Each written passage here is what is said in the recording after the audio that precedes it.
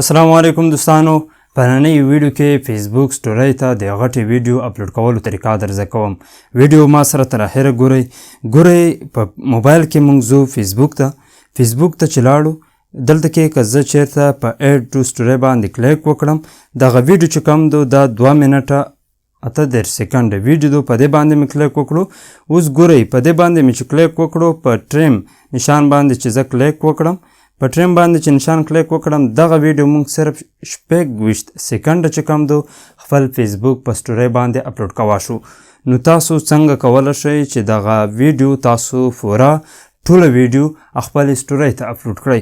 ویډیو ما سره تر اخره ګورئ. همدا ویډیو که زه په سټوري باندې کلیک وکړم، په وی سټوري باندې کلیک وکړم، نو زما دغه فول ویډیو چې کوم دو په سټوري باندې اپلوډ شوی دو، بالکل مکمله. تاسو ته بره نشان ښکاري که 26 سیکنډه وه، نو دغه سټوري به اوس ختمه شوې وه. خو تاسو ګورئ چې دا ډېره سلو روانه دو. دا 2.5 منټه ویډیو دو چې ما فول دغې سټوري باندې اپلوډ کړه. نو په نننۍ ویډیو کې تاسو ته همدا طریقه درزده کوم. که ویډیو نه مو څه زده کړل، ملګرو سره به حتما شیر کوئ. که څه پوښتنې کول غواړئ راته کمنټ کولی شئ. که زموږ فیسبوک پاڼه کې نه وی، زموږ فیسبوک پاڼه هم حتما فالو کړئ. نو د دې لپاره به دوستانو تاسو په خپل موبایل کې میسنجر اپ ته ورځئ. دلته کې زه میسنجر ان کوم. په میسنجر کې بیا دوستانو تاسو هغه یو تاسو سره چې کوم ملګری وي، هغه کس یو میسج اپشن به ان کړئ. په دې طریقې سره دا به تاسو ته ښکاري. بیا به دوستانو دلته کې تاسو ته د ګیلري نشان، لکه څنګه چې تاسو یو ملګري ته تصویر ویډیو لګئ، هغه نشان باندې کلیک وکړئ. په دې باندې مو چې کلیک وکړو، کومه ویډیو چې تاسو په فیسبوک کې په سټوري باندې ورکول غواړئ، په هغې ویډیو باندې به دوستانو تاسو کلیک وکړئ.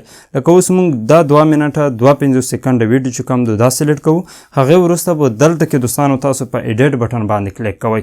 دا په یاد لرئ، په ایډیټ بټن باندې مو چې کلیک وکړو، اوس به دوستانو دغه شان تاسو ته راشي او دلته کې به تاسو ته یور سټوري لیکلی وي، تاسو ته به ښکاري. په یور سټوري باندې به کلیک وکړئ. نو دغه ویډیو به دوستانو ډایرکټ ستاسو سټوري باندې چې کوم دی اپلوډینګ سټارټ شي. ستاسو موبایل نیټ ته پرېږدئ، یو څو منټو کې به هغه ویډیو چې ستاسو دو په فیسبوک کې فول په سټوري باندې اپلوډ شي. نو په دې طریقې سره بغیر د ایپ نه تاسو کولی شئ چې خپله لونګ غټه ویډیو په خپل فیسبوک پروفایل یا پیج کې په سټوري باندې اپلوډ کړئ. نو که ویډیو مو خوښه شوې وي، حتما لایک کړئ. تر بلې ویډیو د لیدلو په امان.